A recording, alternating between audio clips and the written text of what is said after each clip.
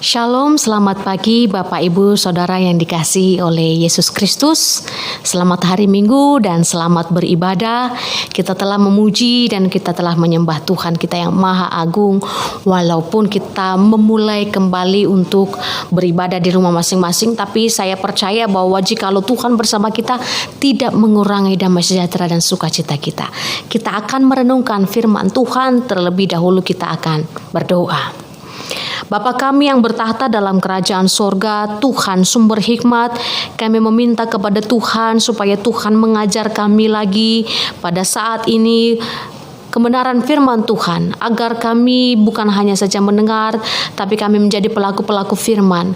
Kami mintakan roh hikmat, kami mintakan kekuatan daripada Allah, agar kami bisa menjadi pribadi-pribadi yang menjadi berkat, kendati pun kami masih berada dalam masa pandemi, kendati pun situasi dan kondisi kami yang mungkin kurang memungkinkan, tetapi Tuhan bisa mengatasi semua itu, dan kami percaya jikalau Tuhan bersama kami akan mampu melayani dan melakukan lebih baik dan lebih baik lagi hari lepas hari. Bersabdalah ya Bapa atas setiap kami ini siap dengar-dengaran dalam nama Yesus Kristus, haleluya, amin. Bapak Ibu Saudara jemaat yang dikasihi oleh Yesus Kristus, kita akan merenungkan bagian firman Tuhan dari Lukas pasal 6 ayat 27 sampai ayat yang ke-36. Bapak Ibu, mari kita membaca secara bersama-sama. Saya akan membacakan dari tempat ini di mimbar ini. Demikianlah kebenaran firman Tuhan dari ayat 27 sampai ayat yang ke-36. Haleluya, kasihilah musuhmu.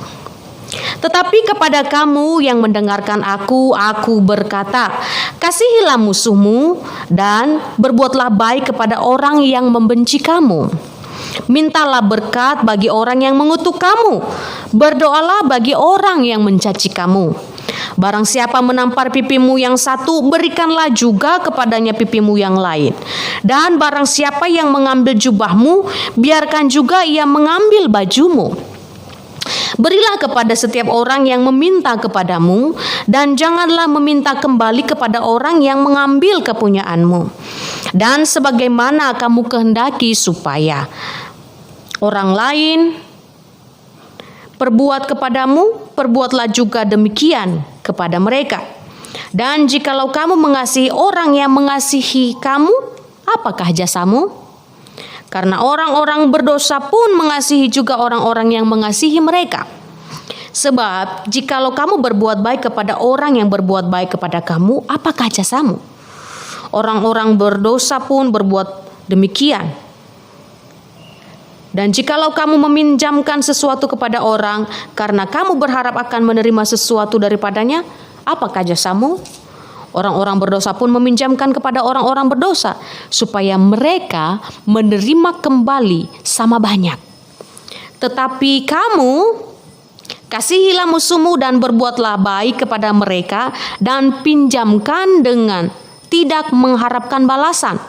Maka upahmu akan besar dan kamu akan menjadi anak-anak Allah yang maha tinggi.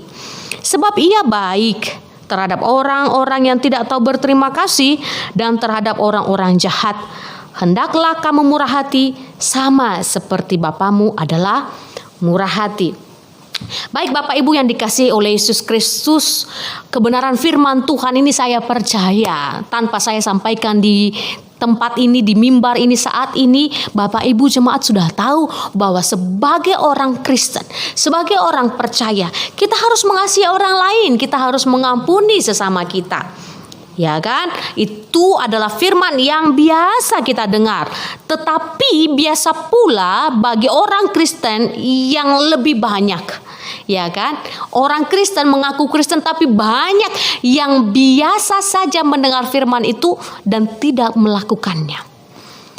Mendengar kasih benar, tahu mengasihi iya, tapi melakukannya tunggu dulu. Jangankan mengasihi musuh, kita sendiri sedang bermasalah untuk bisa mengasihi suami, bisa mengasihi istri, mengasihi anak-anak, mengasihi saudara dengan benar, sesuai dengan standar firman, sesuai dengan isi hati Tuhan.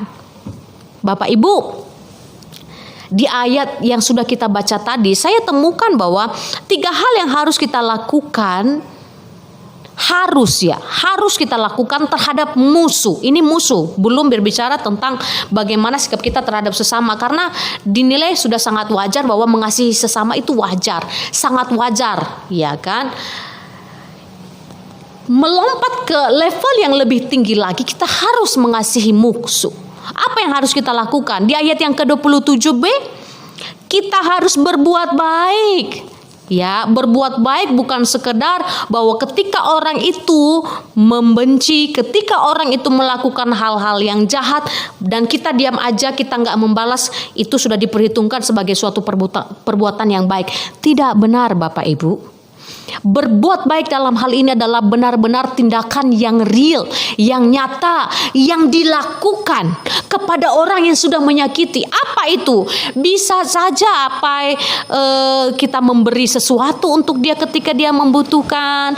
Kita tetap bersikap ramah, menyapa, dan menghilangkan setiap rasa marah, iri, dengki, kecewa, sakit hati, dendam dari dalam hati kita terhadap orang tersebut.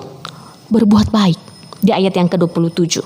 Kemudian di ayat yang ke-28, Bapak Ibu Saudara, dituliskan di situ, mintalah berkat bagi orang yang mengutuk kamu, berdoalah bagi orang yang mencaci kamu. Level selanjutnya adalah kita harus berdoa untuk orang yang mencaci kita, untuk orang yang bahkan berbuat jahat kepada kita. Apakah itu berdoa supaya Tuhan berkati dia, supaya dia gak ganggu saya lagi? Kalau seperti itu Bapak Ibu, itu artinya fokusnya adalah kita. Kita berdoa buat orang lain supaya kita aman. Kita berdoa buat orang lain supaya kita selamat. Kita berdoa buat orang lain supaya saya jangan diganggu lah, supaya hidupku aman lah. Tuhan berkatilah dia supaya hidupku tuh gak usah diganggu lagi sama dia. Bukan. Kita harus benar-benar berdoa untuk kepentingan orang tersebut, untuk kebaikan orang tersebut, bukan kebaikan kita. Doanya gak egois, benar-benar pure, tulus, benar-benar suci. Dan Tuhan menginginkan itu bahkan untuk musuh kita. Itu untuk musuh Bapak Ibu ya. Dan yang ketiga, apa yang harus kita lakukan terhadap musuh? Tidak membalas kejahatan yang mereka lakukan kepada kita. Kejahatan apa? Mungkin kita ditipu, mungkin kita dibicarakan di belakang sehingga orang lain yang lebih banyak lagi memusuhi, menyalahartikan setiap kebaikan kita, memfitnah kita, dan segala sesuatu yang jelek yang mungkin pernah kita alami. Firman Tuhan sampaikan, jangan membalas kejahatan yang mereka lakukan. Namun Bapak Ibu Saudara yang saya kasihi, dalam nama Yesus Kristus saya melihatnya lebih dalam lagi tentang kebenaran firman Tuhan ini. Sebab jikalau hanya mengasihi musuh, mengasihi saudara, ini adalah firman yang terlalu biasa. Tapi kalau kita perhatikan lebih seksama, di pasal 5 ini Bapak Ibu Saudara, dimulai ketika Yesus memanggil murid-muridnya, ya kan? Dia memulai pelayanannya terhadap Simon Petrus, memanggil dia menjadi hambanya. Kemudian di ayat yang ke-12 pasal 5, kemudian sampai seterusnya Yesus menyembuhkan seorang yang sakit kusta, kemudian orang lumpuh disembuhkan. Di setiap peristiwa-peristiwa tersebut, perhatikan, ada saja satu sisipan yang diselipkan oleh penulis yakni Lukas. Apa itu? Yakni ketika Tuhan Yesus melakukan apapun, termasuk menyembuhkan orang kusta, menyembuhkan orang lumpuh, ada orang-orang Taurat dan ahli-ahli Farisi di situ. Orang-orang yang berusaha mencari kesalahan Yesus.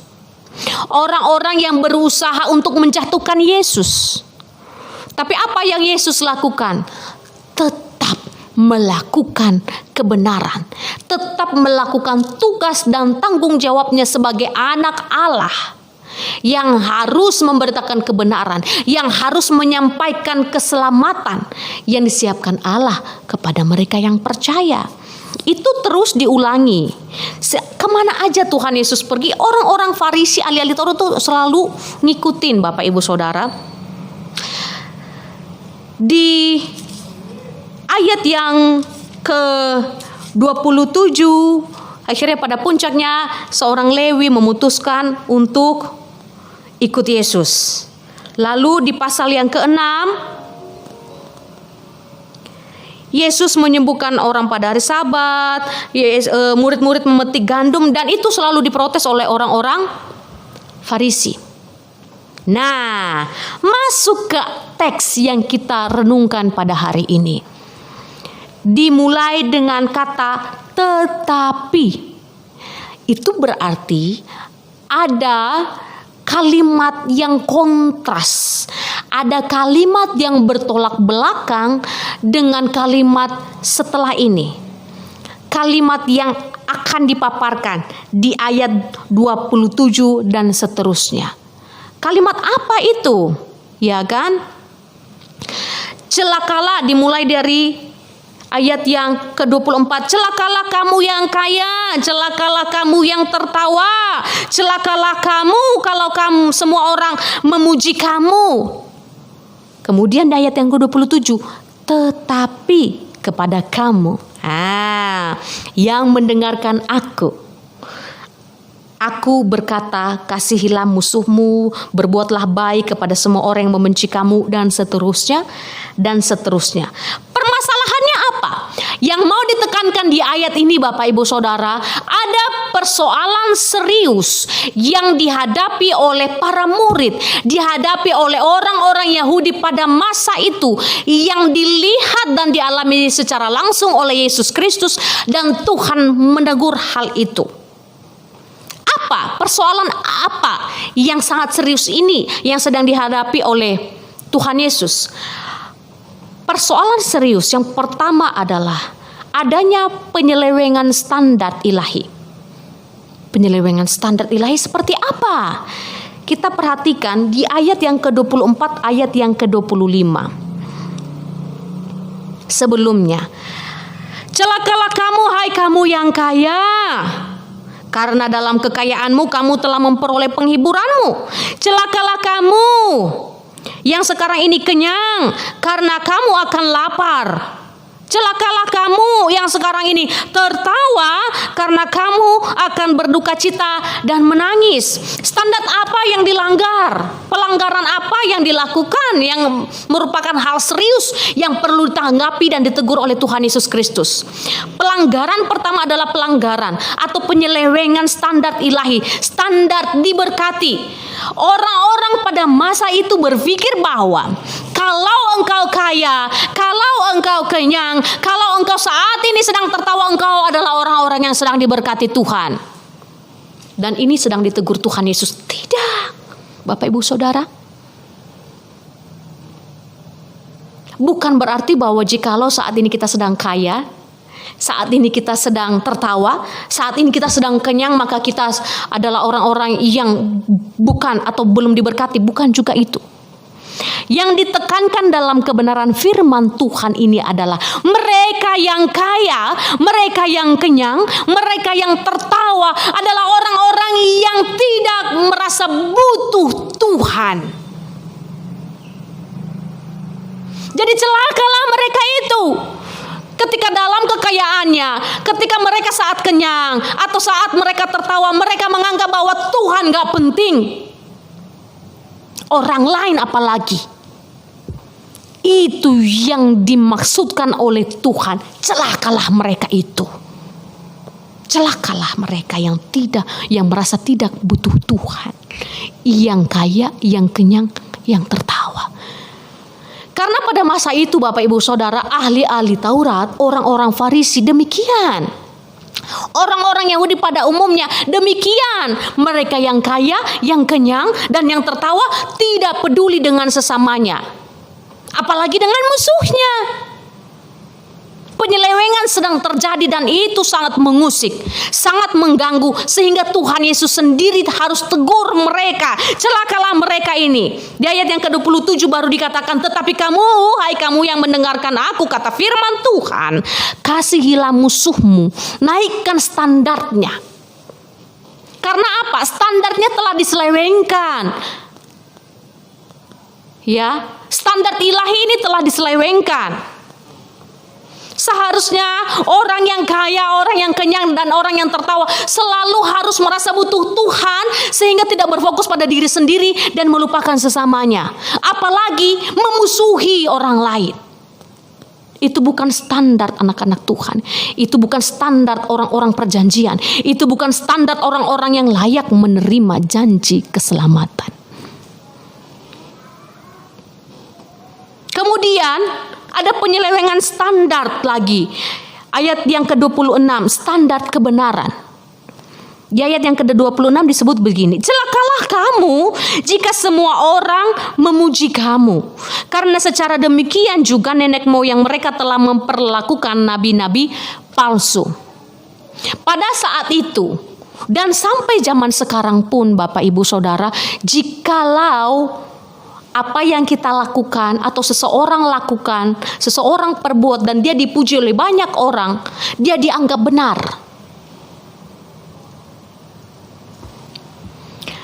Standarnya apa? Dipuji semua orang. Jadi hal yang dia lakukan belum tentu benar. Bisa jadi baik yang dia lakukan dan dipuji semua orang. Contohnya begini, ada pejabat-pejabat daerah. Saya tidak menyebutkan siapa, tapi ada saja di bagian Indonesia, tidak usah jauh-jauh, melakukan korupsi. Tetapi dari hasil korupsi itu dia bisa memberangkatkan banyak hamba Tuhan ke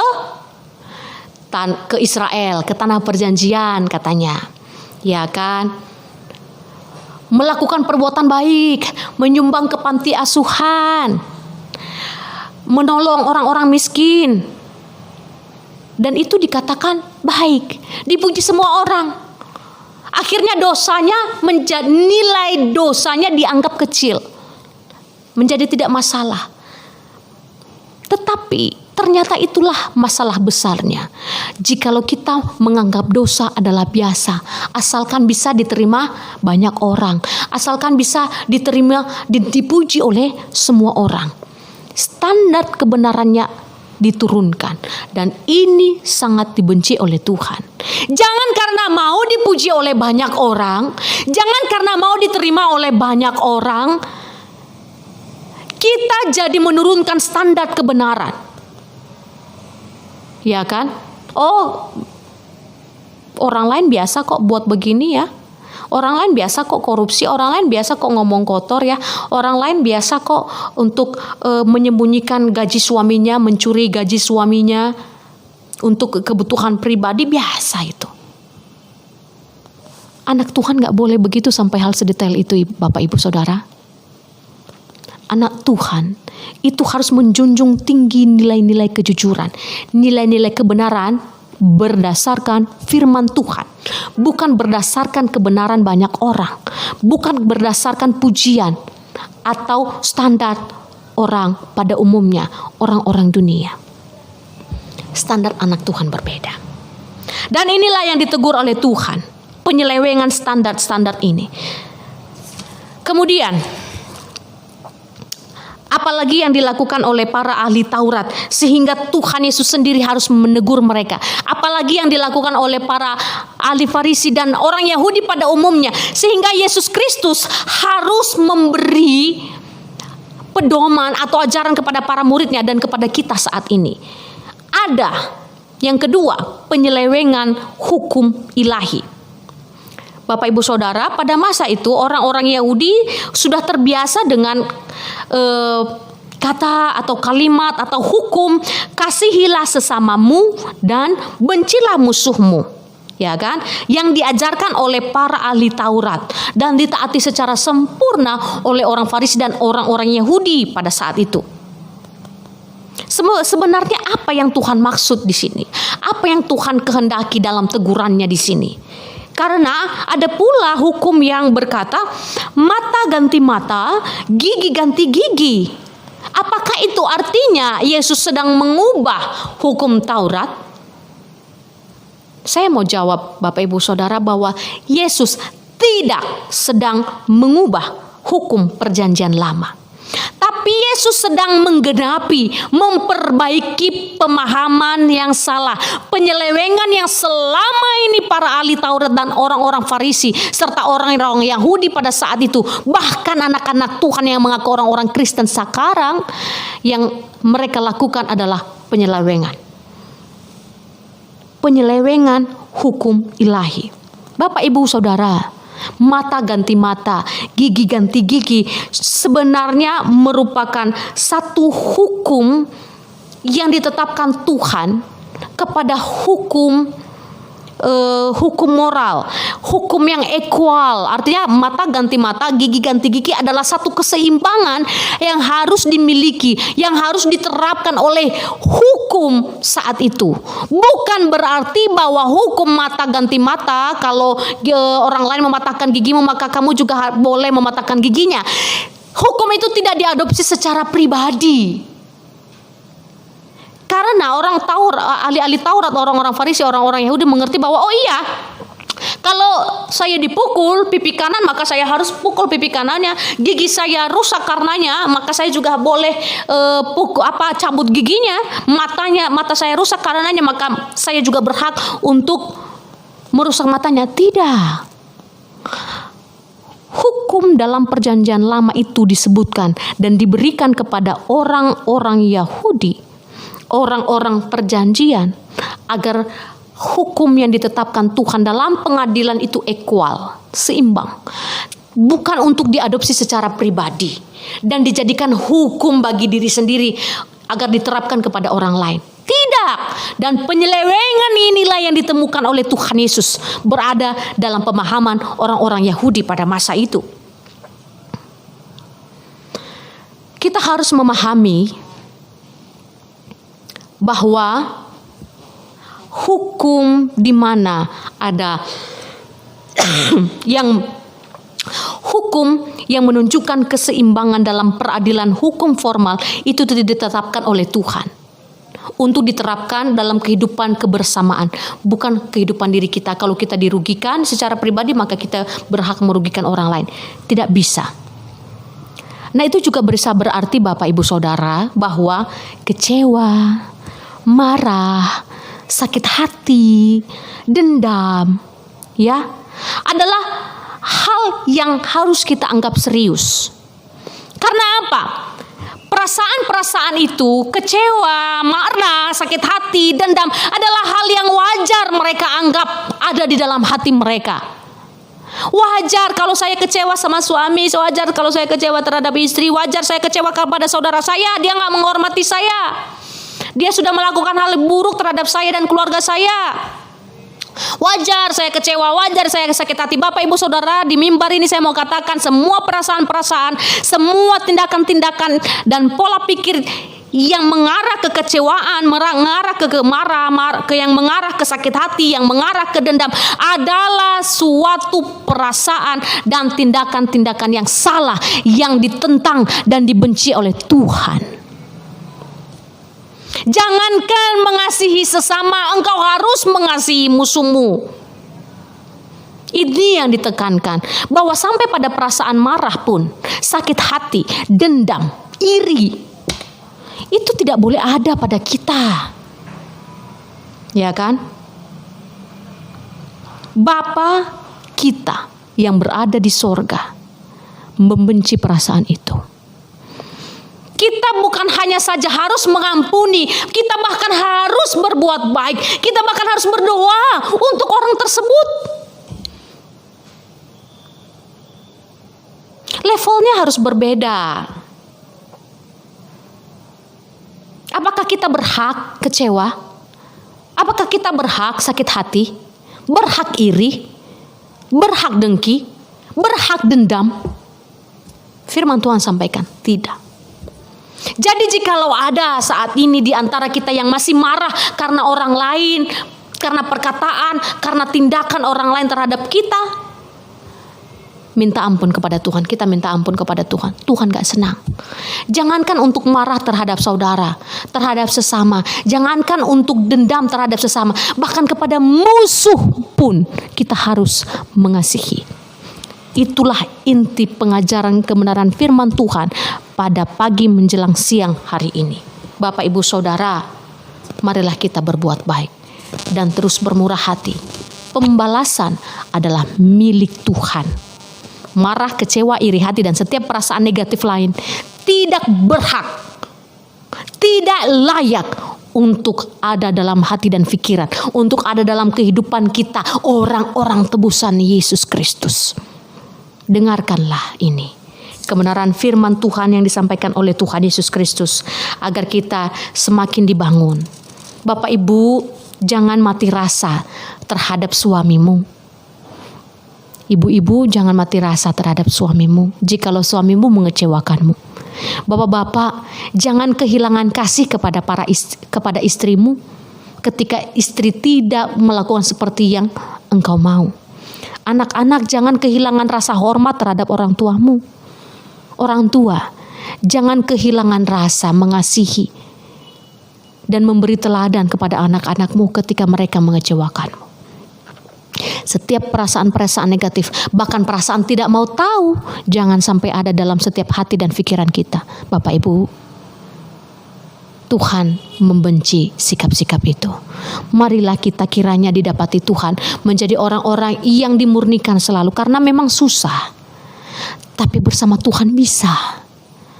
Jikalau Tuhan saja bisa melakukannya, mati sampai di kayu salib untuk kita yang tidak tahu diri ini, yang berdosa ini, maka kita pun bisa melakukan hal yang sama. Karena apa? Dia yang berkuasa, dia yang tak bisa dibatasi oleh ruang waktu, oleh apapun, menguasai. Ada dalam hati kita sekarang. Immanuel, Tuhan beserta kita. Kiranya Tuhan menolong kita untuk menjadi berkat bagi sesama kita. Mari kita berdoa. Bapa Sorgawi, kami sungguh bersyukur untuk kebenaran firman-Mu yang Engkau sampaikan. Kami mohon ampun di hadapan Tuhan karena kekurangan dan keterbatasan kami, karena perasaan-perasaan negatif, iri hati, kecewa, marah, bahkan dendam. Kami mau cabut dalam nama Yesus Kristus. Setiap orang yang sudah mengasihi kami, kami mau ampuni dalam nama Yesus. Dan kami berdoa untuk orang-orang yang sudah menyakiti kami, untuk orang-orang yang sudah mengecewakan kami. Kami mau serahkan kepada Tuhan, kami tidak mau kecewa. Kami mau Tuhan memberkati mereka berlipat kali ganda, baik secara jasmani terlebih secara rohani. Dan pulihkanlah hati kami supaya hati yang kami miliki adalah hati Kristus, hati yang penuh kebaikan, hati yang tulus, hati yang berkenan di hadapan Tuhan. Sebab jikalau kami adalah anak-anak Tuhan, maka pola pikir, perkataan, dan tindakan yang Yesus lakukanlah yang akan kami lakukan. Tolong kami Tuhan, sertai kami hari lepas hari. Hamba-Mu juga berdoa untuk Bapak Ibu Saudara saat ini yang sedang mengalami sakit, mengalami kelemahan tubuh. Mohon disembuhkan dalam nama Yesus Kristus. Yang bergumul terhadap perekonomian, kami percaya jauh dari apa yang kami pikirkan atau perbuat. Tuhan berperkara mencukupkan segala keperluan kami berdasarkan kekayaan Tuhan semata. Dan kami percaya bahwa setiap orang, setiap hati yang berduka dihiburkan oleh Tuhan, karena Engkaulah sumber kekuatan kami. Kami serahkan kehidupan kami hari ini, esok, dan seterusnya hanya ke dalam tangan pengasihan Yesus Kristus, Tuhan dan Juru Selamat kami. Kiranya Bapa materaikan kebenaran firman Tuhan di dalam hati kami, agar berakar, bertumbuh, dan berbuah dalam hidup kami hari lepas hari. Terpujilah nama-Mu ya Tuhan, dari kekal sampai kekal. Haleluya. Amin. Bapak Ibu Saudara, selamat hari Minggu. Kiranya Tuhan Yesus menyertai Bapak Ibu Saudara sekalian. Shalom.